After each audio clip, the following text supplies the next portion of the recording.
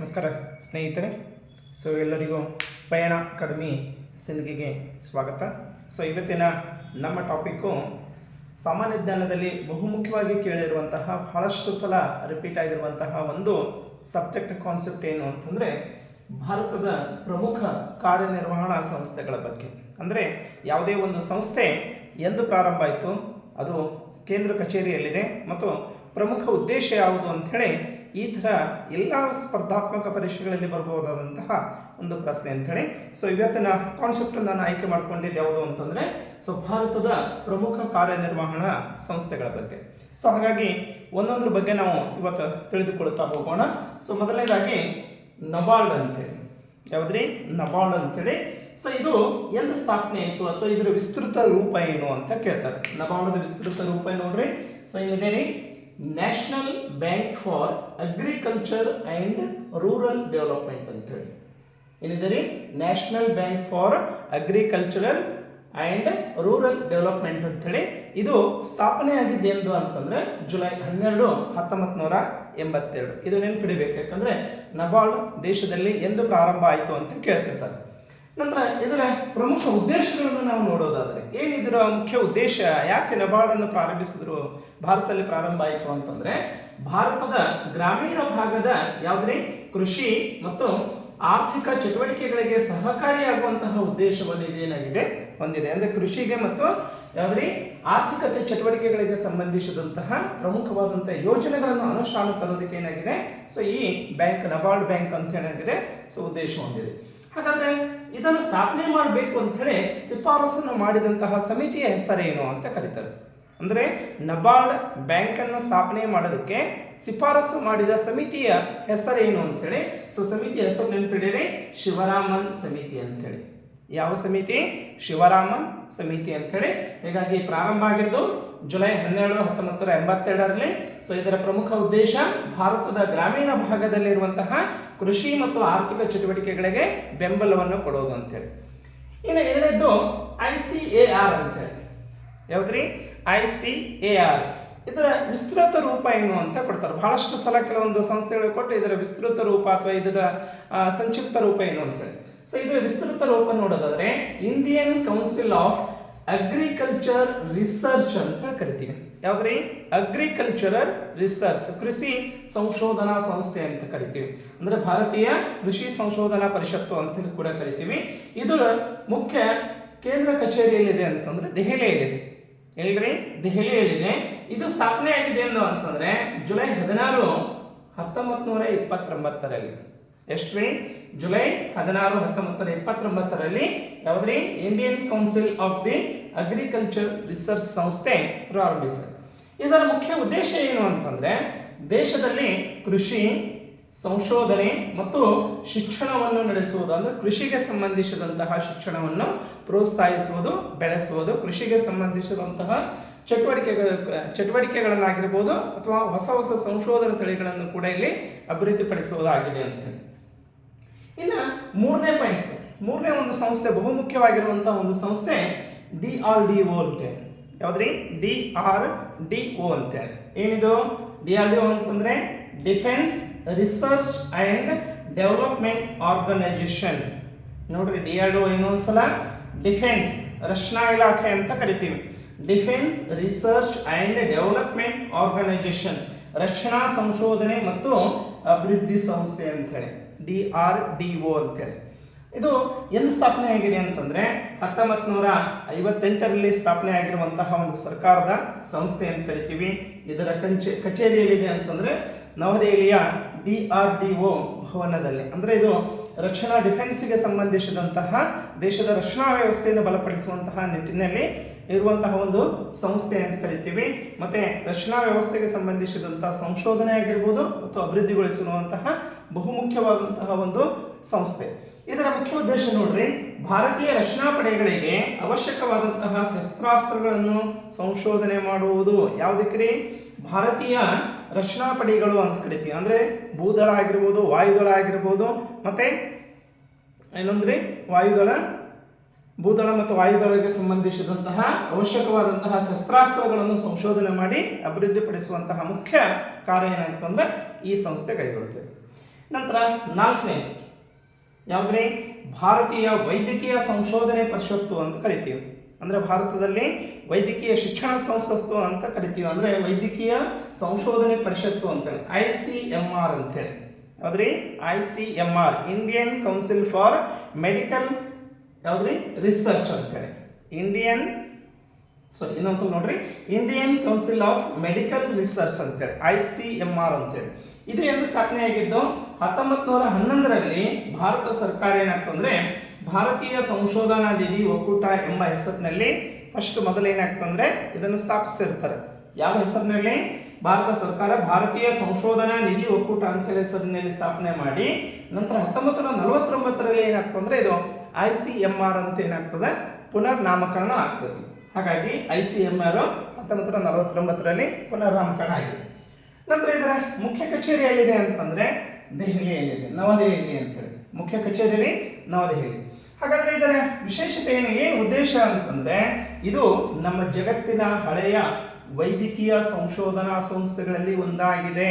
ಯಾವ್ದ್ರಿ? ICMR. ಯಾವ್ದ್ರಿ?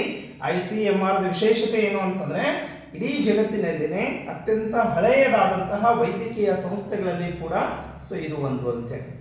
ಇನ್ನು next 5ನೇದು ಯಾವ್ದ್ರಿ?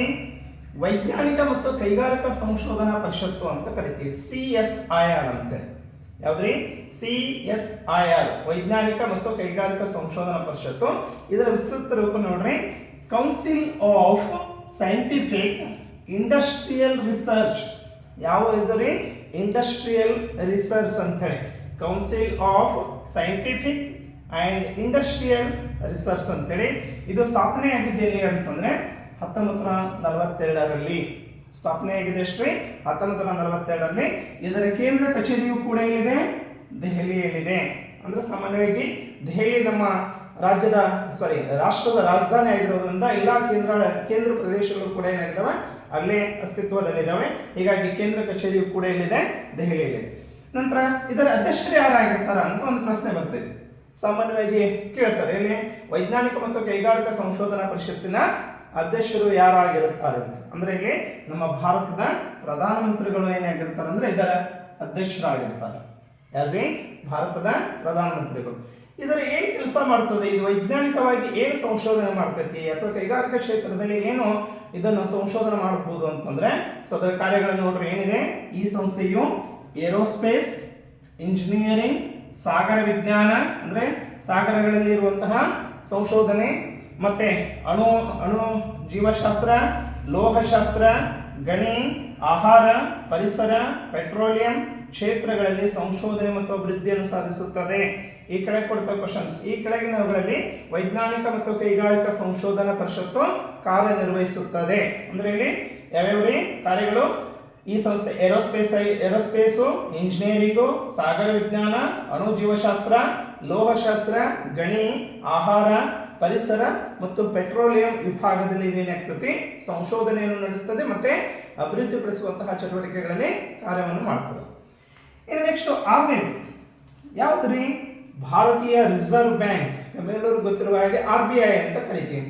ಏನಿದೆ RBI ವಿಶೇಷತೆ? ಭಾರತೀಯ ರಿಸರ್ವ್ ಬ್ಯಾಂಕ್ ಅಂತ ಕರಿತೀವಿ. ರಿಸರ್ವ್ ಬ್ಯಾಂಕ್ ಆಫ್ ಇಂಡಿಯಾ ಅಂತ ಕನ್ನಡದ ಇದು ಇಂಗ್ಲಿಷ್ ನಲ್ಲಿ ಟ್ರಾನ್ಸ್ಫರ್ ಮಾಡ್ತೀವಿ. ಇದು ಸ್ಥಾಪನೆ ಆಗಿದ್ದು ಏಪ್ರಿಲ್ 1, 1935. ಯಾವ್ದ್ರಿ? 1935 ಏಪ್ರಿಲ್ 1. ಇದರ ಕೇಂದ್ರ ಕಚೇರಿ ಎಲ್ಲಿದೆ? ಮುಂಬೈನಲ್ಲಿದೆ. ಎಲ್ಲಿದೆ? ಕೇಂದ್ರ ಕಚೇರಿ ಮುಂಬೈನಲ್ಲಿದೆ. ಮೊದಲು ಕಲ್ಕತ್ತಾದಲ್ಲಿತ್ತು. ನಂತರ 1937ರಲ್ಲಿ ಏನಾಗ್ತದೆ ಅಂದ್ರೆ ಇದಕ್ಕೆ ಮುಂಬೈಗೆ ವರ್ಗಾವಣೆ ಆಗಿ ನಂತರ ಅದಕ್ಕೆ ಏನೈತ್ರಿ ಭಾರತೀಯ ರಿಸರ್ವ್ ಬ್ಯಾಂಕ್ ಈಗ ಕೇಂದ್ರ ಕಚೇರಿಯಲ್ಲಿದೆ, ಮುಂಬೈನಲ್ಲಿದೆ. ಇದರ ಸ್ಥಾಪನೆಗೆ RBI ಸ್ಥಾಪನೆ ಮಾಡೋದಕ್ಕೆ ಏನು ಒಂದು ನಿಯೋಗ ಶಿಫಾರಸು ಮಾಡ್ತೈತಿ. ಆ ಆಯೋಗದ ಹೆಸರು ಏನು ಅಂತಂದ್ರೆ ಹಿಲ್ಟನ್ ಯಂಗ್ ಆಯೋಗ ಅಂತೇಳಿ. ಯಾವ್ದ್ರಿ? ಹಿಲ್ಟನ್ ಯಂಗ್ ಆಯೋಗ ಅಂತೇಳಿ. ಈ ಆಯೋಗದ ಮೂಲಕ ಭಾರತೀಯ ರಿಸರ್ವ್ ಬ್ಯಾಂಕ್ ಏನಾಗಿದೆ ಸ್ಥಾಪನೆಯಾಗಿದೆ. ಇದರ ಕೇಂದ್ರ ಕಚೇರಿ ಇರೋದು ಎಲ್ಲಿ? ಮುಂಬೈನಲ್ಲಿ.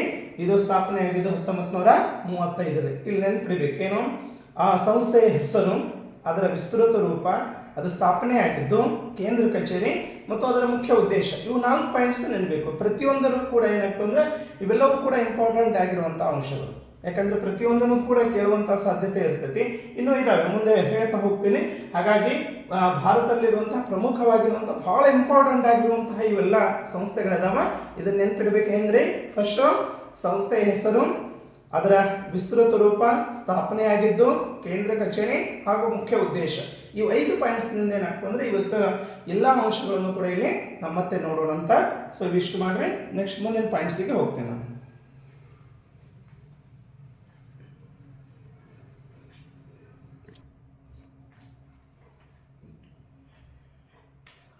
ನೆಕ್ಸ್ಟ್ ಮುಂದಿನ ಒಂದು ಸಂಸ್ಥೆಯ ಹೆಸರು. ಸೊ ಬಹಳಷ್ಟು ಉಪಯೋಗ ಆಗಿರುವಂತಹ ಮತ್ತು ಕೇಳಿರುವಂತಹ ಒಂದು ಸಂಸ್ಥೆ ಹೆಸರು ಏನು ಅಂತಂದರೆ UPSC ಅಂತೇಳಿ. ಏನ್ರಿ UPSC ಅಂತಂದರೆ ಕೇಂದ್ರ ಸರ್ಕಾರ ಮಟ್ಟದಲ್ಲಿರುವಂತಹ ಸರ್ಕಾರಿ ಹುದ್ದೆಗಳ ನೇಮಕಾತಿಗಾಗಿ ಪರೀಕ್ಷೆಯನ್ನು ನಡೆಸುವಂತಹ ಒಂದು ಆಯೋಗ ಅಂತ ಕರಿತೀವಿ. ಯೂನಿಯನ್ ಪಬ್ಲಿಕ್ ಸರ್ವಿಸ್ ಕಮಿಷನ್ ಅಂತೇಳಿ UPSC ಅಂತೇಳಿ. ಅಂದರೆ ಕೇಂದ್ರ ಮಟ್ಟದಲ್ಲಿ, ಅಂದರೆ ಈಗ IAS ಆಗಿರ್ಬೋದು, IPS ಆಗಿರ್ಬೋದು, IFS ಆಗಿರ್ಬೋದು, ಹೀಗೆ ಕೇಂದ್ರ ಸರ್ಕಾರದ ಮಟ್ಟದಲ್ಲಿರುವಂತಹ ಸರ್ಕಾರಿ ಹುದ್ದೆಗಳ ಸೇವೆಗೆ ಸೇರೋದಕ್ಕೆ ಪರೀಕ್ಷೆ ನಡೆಸ್ತಿರುವಂತಹ ಒಂದು ಮುಖ್ಯ ಆಯೋಗ ಅಂಥೇಳಿ. ಹಾಗಾದರೆ ಕೇಂದ್ರ ಮಟ್ಟದಲ್ಲಿ ಆ ಆಯೋಗ ಇದ್ದರೆ ರಾಜ್ಯ ಮಟ್ಟದಲ್ಲಿ ಯಾವುದು ಅಂತಂದ್ರೆ ನಮ್ಮ KPSC ಅಂತ ಕರಿತೀವಿ ನಾವು. ಯಾವುದ್ರಿ? KPSC ಅಂತ, ಕರ್ನಾಟಕ ಪಬ್ಲಿಕ್ ಸರ್ವಿಸ್ ಕಮಿಷನ್ ಅಂತೇಳಿ ಕೂಡ ಕರಿತೀವಿ. ಹಾಗಾದ್ರೆ ಈ UPSC ಯಾವಾಗ ಪ್ರಾರಂಭ ಆಯಿತು ಅಂತ ಪ್ರಶ್ನೆ ಕೇಳ್ತಾರೆ. UPSC ಪ್ರಾರಂಭ ಆಗಿದ್ದು ನೋಡ್ರಿ, ಸೊ ಅಕ್ಟೋಬರ್ 1, 1926. ಎಷ್ಟ್ರಿ? 1926 ಅಕ್ಟೋಬರ್ 1 ಅಂತೇಳಿ. ಇದರ ಮುಖ್ಯ ಕೇಂದ್ರ ಕಚೇರಿ ಎಲ್ಲಿದೆ ಅಂತಂದ್ರೆ ಸೊ ನವದೆಹಲಿಯಲ್ಲಿದೆ. ಯಾಕಂದ್ರೆ ಸೊ ಕೇಂದ್ರ ಕಚೇರಿ ನವದೆಹಲಿ ಅಂತೇಳಿ. ನಂತರ ಇದರ ಮುಖ್ಯ ಉದ್ದೇಶ ನಾನು ಆಗಲೇ ಹೇಳಿದಾಗೆ, ಮುಖ್ಯ ಉದ್ದೇಶ ಏನು ಅಂತಂದ್ರೆ ಭಾರತೀಯ ನಾಗರಿಕ ಸೇವೆಗೆ, ಅಂದ್ರೆ IAS, IPS ಅಥವಾ IFS ಅಂತೇಳಿ ಕರಿತೀವಲ್ಲ, ಸೊ ಆ ಇನ್ನಿತರ ಹುದ್ದೆಗಳಿಗೆ ನೇಮಕಾತಿ, ಕೇಂದ್ರ ಸರ್ಕಾರದ ನೇಮಕಾತಿ ಏನು ಮಾಡ್ಕೊಳ್ಳೋದಕ್ಕೆ ಪರೀಕ್ಷೆ ನಡೆಸುವಂತಹ ಒಂದು ಪ್ರಾಧಿಕಾರ ಅಂತ ಹೇಳಿ ಕೂಡ ಕರಿತೀವಿ. ಬಹಳಷ್ಟು ಮುಖ್ಯವಾಗಿದೆ, ನೆನಪಿದೆ. ಇನ್ನು ನೆಕ್ಸ್ಟ್ UGC ಅಂತೇಳಿ ಭಾಳ ಸಲ ಕೇಳಿರ್ತೀವಿ ನಾವು. UGC ಅಂದ್ರೆ ಏನು? UGC ಅಂತೇಳಿ. UGC ಅಂತಂದ್ರೆ ಯೂನಿವರ್ಸಿಟಿ ಗ್ರ್ಯಾಂಟ್ ಕಮಿಷನ್ ಅಂತೇಳಿ. ಹೌದ್ರಿ? ಯೂನಿವರ್ಸಿಟಿ ಗ್ರ್ಯಾಂಟ್ ಕಮಿಷನ್ ಹೆಸರೇ ಸೂಚಿಸುವ ಹಾಗೆ ಯೂನಿವರ್ಸಿಟಿ ಗ್ರ್ಯಾಂಟ್ ಕಮಿಷನ್ ಅಂದರೆ ವಿಶ್ವವಿದ್ಯಾಲಯಕ್ಕೆ ಧನ ಸಹಾಯ ಆಯೋಗ, ವಿಶ್ವವಿದ್ಯಾಲಯ ಧನ ಸಹಾಯ ಆಯೋಗ ಅಂತ ಕರಿತೀವಿ. ಇದನ್ನು ಕೂಡ ಸ್ಥಾಪನೆಯಾಗಿದ್ದು ಡಿಸೆಂಬರ್ 28, 1953ರಲ್ಲಿ. UGC ಪ್ರಾರಂಭ ಆಗಿದ್ದು 1953ರಲ್ಲಿ. ಕೇಂದ್ರ ಕಚೇರಿ ಸೇಮ್ ಯಾವುದ್ರಿ? ನವದೆಹಲಿನೇ ಇದೆ. ನಂತರ ಇದಕ್ಕೆ UGCಯನ್ನು ಸ್ಥಾಪನೆ ಮಾಡಬೇಕು ಅಂತೇಳಿ ಶಿಫಾರಸು ಮಾಡಿದಂತಹ ಸಮಿತಿಯ ಹೆಸರೇನು ಅಂತೇಳಿ ಒಂದ್ಸಲ ಪ್ರಶ್ನೆ ಇಲ್ಲಿ ಬಂದಿದೆ. ಏನು? UGC ಪ್ರಾರಂಭಿಸಬೇಕಾದ್ರೆ ಶಿಫಾರಸು ಮಾಡಿದ ಸಮಿತಿಯ ಹೆಸರೇನು ಅಂತೇಳಿ. ಸೊ ಅವಾಗ ಹೆಸರೇನಿದೆ ನೋಡ್ರಿ. ಸೊ ಎಷ್ಟರಲ್ಲಿ? 1948ರಲ್ಲಿ ಒಂದು ರಚಿಸಿದಂತಹ ಒಂದು ರಾಧಾಕೃಷ್ಣ ಆಯೋಗ ಏನಾಗ್ತದೆ ಅಂದ್ರೆ ಉನ್ನತ ಶಿಕ್ಷಣದ ಗುಣಮಟ್ಟವನ್ನು ಕಾಪಾಡೋದಕ್ಕೆ ಡಾಕ್ಟರ್ ರಾಧಾಕೃಷ್ಣನ್ ಅವರ ನೇತೃತ್ವದಲ್ಲಿ ಒಂದು ಆಯೋಗನ ರಚಿಸಲಾಯಿತು. ಆ ಆಯೋಗದ ಶಿಫಾರಸಿನ ಏನಾಗ್ತಂದ್ರೆ ನಮ್ಮ UGC ಇದು ಸ್ಥಾಪನೆ ಆಗ್ತದೆ. ಇದರ ಮುಖ್ಯ ಉದ್ದೇಶ ಏನು ಅಂತಂದ್ರೆ ವಿಶ್ವವಿದ್ಯಾಲಯ ಮಟ್ಟದಲ್ಲಿ ನಮಗೆ ಶಿಕ್ಷಣದ ಗುಣಮಟ್ಟವನ್ನು ಕಾಪಾಡುವುದು ಅಂತೇಳಿ. ಯಾವುದ್ರಿ? ಉನ್ನತ ಶಿಕ್ಷಣದಲ್ಲಿ ಗುಣಮಟ್ಟವನ್ನು ಕಾಪಾಡೋದಕ್ಕೆ ವಿಶ್ವವಿದ್ಯಾಲಯಗಳ ಮಟ್ಟದಲ್ಲಿರುವಂತಹ ಎಲ್ಲ ಶಾಲಾ ಕಾಲೇಜುಗಳಲ್ಲಿ ಅಥವಾ ಉನ್ನತ ಶಿಕ್ಷಣ ಪಡೆಯುವಂತಹ ಹಂತದಲ್ಲಿರುವಂತಹ ಶಿಕ್ಷಣವನ್ನು ನಾವು ಗುಣಮಟ್ಟವನ್ನು ಕಾಪಾಡೋದು ಅಂತೇಳಿ. ಸೊ ಇದಕ್ಕೆ ಹೀಗಾಗಿ ವಿಶ್ವವಿದ್ಯಾಲಯದ ಶಿಕ್ಷಣದ ಗುಣಮಟ್ಟವನ್ನು ಕಾಪಾಡೋದಕ್ಕೆ ಇರುವಂತಹ ಒಂದು ಸಂಸ್ಥೆ UGC ಅಂತ ಕರಿತೀವಿ. ನಂತರ ಹಾಗೆ ಗುಣಮಟ್ಟವನ್ನು ಕಾಪಾಡೋದು ಅಷ್ಟೇ ಅಲ್ಲ, ಆ ವಿಶ್ವವಿದ್ಯಾಲಯಕ್ಕೆ ಏನಾಗ್ತದೆ ಅಂದ್ರೆ ಪ್ರತಿ ವಿಶ್ವವಿದ್ಯಾಲಯಗಳಿಗೂ ಕೂಡ ಸೂಕ್ತವಾದಂತಹ ಅನುದಾನವನ್ನು ಕೊಡೋದ್ರ ಮುಖಾಂತರ, ಅಂದ್ರೆ ಸಂಸ್ಥೆಯ ಬೆಳವಣಿಗೆ ಆಗಿರ್ಬೋದು, ಸಂಶೋಧನೆ ಆಗಿರ್ಬೋದು, ಅಭಿವೃದ್ಧಿ ಆಗಿರ್ಬೋದು, ಮುಂತಾದ ಕಾರ್ಯಗಳನ್ನು ಕೂಡ ಏನಾಗ್ತದೆ ಅಂದ್ರೆ UGC ಕೈಗೊಳ್ಳುತ್ತೆ. ಹಾಗಾದ್ರೆ ಇದರ ಪ್ರಾದೇಶಿಕ ಕಚೇರಿಗಳು ಎಲ್ಲೆಲ್ಲಿದಾವೆ ಅಂತೇಳಿ ಅಂದ್ರೆ UGC ಕೇಂದ್ರ ಕಚೇರಿಯಲ್ಲಿದೆ ರೀ, ನವದೆಹಲಿಯಲ್ಲಿದೆ. ಬಟ್ ಇದರ ಪ್ರಾದೇಶಿಕ ಕಚೇರಿಗಳನ್ನು ಕೂಡ ಏನಾಗ್ತದೆ ಅಂದ್ರೆ ಬೇರೆ ಬೇರೆ ಭಾಗದಲ್ಲಿ ಕೂಡ ಸುಮಾರು 6 ಭಾಗದಲ್ಲಿ ಏನಾಗ್ತದೆ ಅಂದ್ರೆ ಪ್ರಾದೇಶಿಕ ಕಚೇರಿಗಳನ್ನು ಕೂಡ ಇದು ಪ್ರಾರಂಭಿಸಿದೆ. ಸೊ ಇದರ ಪ್ರಾರಂಭಿಕ ಕಚೇರಿಗಳು ಎಲ್ಲಿದಾವೆ ಅಂತಂದ್ರೆ ಸೊ ಪುಣೆ, ಭೋಪಾಲ್, ಕೋಲ್ಕತ್ತಾ, ಹೈದರಾಬಾದ್, ಗೌಹಾತಿ ಮತ್ತು ನಮ್ಮ ಕರ್ನಾಟಕದ ಬೆಂಗಳೂರಿನಲ್ಲಿ ಕೂಡ ಏನಾಗಿದೆ ಅಂತಂದ್ರೆ UGCಯ ಪ್ರಾದೇಶಿಕ ಕಚೇರಿಗಳನ್ನು ಕೂಡ ಇದೇನಾಗಿದೆ ಹೊಂದಿದೆ. ಹಾಗಾಗಿ ನೆನಪಿಡಿರಿ, UGCಯ ಪ್ರಾದೇಶಿಕ ಕಚೇರಿಗಳು ಎಷ್ಟಿದಾವೆ? 6 ಇದಾವೆ. ಯಾವ ಸ್ಥಳದಲ್ಲಿ ಇದಾವೆ? ಒಂದು ಸ್ಥಳ ಯಾವುದಾದ್ರು ಇರಲಿಲ್ಲ ಅಂದ್ರೆ ಈ ಕೆಳಗಿನ ಸ್ಥಳಗಳಲ್ಲಿ UGC ಪ್ರಾದೇಶಿಕ ಕಚೇರಿಯನ್ನು ಹೊಂದಿಲ್ಲ ಅಂತ ಕೊಡ್ಬೋದು ಅಥವಾ ಹೊಂದಿದೆ ಅಂತ ಕೂಡ ಕೊಡ್ಬೋದು. ಹಾಗಾಗಿ 6 ಪ್ರಾದೇಶಿಕ ಕಚೇರಿಗಳನ್ನು UGC ಹೊಂದಿದೆ ಅಂತ. ಇನ್ನು ನೆಕ್ಸ್ಟು ಯು ಜಿ ಸಿ ಆಗಿನೇ ಇನ್ನೊಂದು ಸಂಸ್ಥೆ ಇದೆ, ಏನು ಅಂತಂದರೆ ಯಾವುದ್ರಿ AICTE ಅಂತೇಳಿ. AICTE ಅಂತಂದರೆ ಯಾವುದ್ರಿ ಅಖಿಲ ಭಾರತೀಯ ತಾಂತ್ರಿಕ ಶಿಕ್ಷಣ ಪರಿಷತ್ತು ಅಂತೇಳಿ, ತಾಂತ್ರಿಕ ಟೆಕ್ನಿಕಲ್ ಅಂತೇಳಿ ಕರಿತೀವಿ. ಅಂದರೆ all India council for the technical education. Technical ಅಂತ ಬಂತು ಅಂದರೆ ಯಾವ್ದು ಬರ್ತದೆ ರೀ? ಇದು ITI ಆಗಿರ್ಬೋದು, ಡಿಪ್ಲೊಮಾ ಆಗಿರ್ಬೋದು, ಇಂಜಿನಿಯರ್ ಆಗಿರ್ಬೋದು, IIT ಆಗಿರ್ಬೋದು, ಹೀಗೆ ಉನ್ನತ ಶಿಕ್ಷಣಕ್ಕೆ ಸಂಬಂಧಿಸಿದಂತಹ ಟೆಕ್ನಿಕಲ್ ಕೋರ್ಸ್ಗಳಿಗೆ ಸಂಬಂಧಿಸಿದಂತಹ ಶಿಕ್ಷಣವನ್ನು ಕೊಡುವಂಥ ಒಂದು ಸಂಸ್ಥೆ ಅಂತ ಕರಿತೀವಿ. ಹಾಗಾದ್ರೆ ಎಂದು ಪ್ರಾರಂಭ ಐತ್ರಿ? ಇದು 1945 ನವೆಂಬರ್ನಲ್ಲಿ ಏನಾಗ್ತಂದ್ರೆ ಪ್ರಾರಂಭ ಆಗ್ತದೆ. ಎಷ್ಟರಲ್ರಿ? 1945ರಲ್ಲಿ. ಇದರ ಕೇಂದ್ರ ಕಚೇರಿಯು ಕೂಡ ನವದೆಹಲಿಯಲ್ಲಿದೆ. ನಂತರ ಇದನ್ನು ಕೂಡ ಪ್ರಾದೇಶಿಕ ಕಚೇರಿಗಳು ಅಂತ ಕರಿತೀವಿ. ಇವು ಇರುವಂತಹ ಸ್ಥಳಗಳು ಎಲ್ಲಿದೆ ಇದಾವೆ ಅಂತಂದ್ರೆ, ಸೊ ಒಂದು ಕೋಲ್ಕತ್ತಾ, ಚೆನ್ನೈ, ಕಾನ್ಪುರ್, ಮುಂಬೈ, ಹೈದರಾಬಾದ್ ಮತ್ತು ಗುರುಗಾಂವ್ ಅಂತೇಳಿ ಎಷ್ಟು ಪ್ರದೇಶಗಳಲ್ಲಿದೆ ರೀ? 6 ಪ್ರದೇಶಗಳಲ್ಲಿ ಇದರ ಪ್ರಾದೇಶಿಕ ಕಚೇರಿಗಳನ್ನು ಕೂಡ ಇದನ್ನು ಕೂಡ ಸೊ ಹೊಂದಿದೆ ಅಂತೇಳಿ. ಇನ್ನೊಂದ್ಸಲ ನೋಡ್ರಿ ಎಷ್ಟು ಇರುವಂತಹ ಸ್ಥಳಗಳು ಎಲ್ಲಿದ್ದಾವೆ? ಸೊ ಕೋಲ್ಕತ್ತಾ, ಚೆನ್ನೈ, ಕಾನ್ಪುರ್, ಮುಂಬೈ, ಹೈದರಾಬಾದ್ ಮತ್ತು ಗುರುಗಾಂವ್ ಪ್ರದೇಶದಲ್ಲಿ ಇದರ ಕಚೇರಿಗಳನ್ನು ಕೂಡ ಇದ್ದಾವೆ. ಯಾವುದ್ರಿ? AICTE ಅಖಿಲ ಭಾರತೀಯ ತಾಂತ್ರಿಕ ಶಿಕ್ಷಣ ಪರಿಷತ್ತು, ಟೆಕ್ನಿಕಲ್ ಕೋರ್ಸಿಗೆ ಸಂಬಂಧಿಸಿದಂತೆ.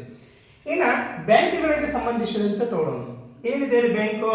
ಆಗಲೇ ಒಂದು ಬ್ಯಾಂಕ್ ಬಂದೋಯ್ತು, ಏನು ಅಂತಂದ್ರೆ ಹೌದ್ರಿ, ಆಗಲೇ ಬಂದಿದ್ದ ಬ್ಯಾಂಕು SBI. ಈಗ ಬರುವಂತ ಬ್ಯಾಂಕ್ ಏನಿದೆ SBI, state bank of India ಅಂತ ಕರಿತೀವಿ. ಇದು ಕೂಡ ನಮ್ಮ ಭಾರತದಲ್ಲಿರುವಂತಹ ಅತಿ ದೊಡ್ಡ ಬ್ಯಾಂಕು ಅಂತ ಕರಿತೀವಿ. ನೋಡ್ರಿ ಎಷ್ಟು ಇದಕ್ಕೇನಂತೀವಿ ವಿಶೇಷತೆ, ಭಾರತೀಯ ರಾಷ್ಟ್ರೀಕೃತ ಮತ್ತು ಖಾಸಗಿ ವಲಯದ ಬ್ಯಾಂಕ್ಗಳಲ್ಲಿ ಅತಿ ದೊಡ್ಡ ಬ್ಯಾಂಕ್ ಯಾವುದು ಅಂತಂದ್ರೆ SBI ಅಂತ.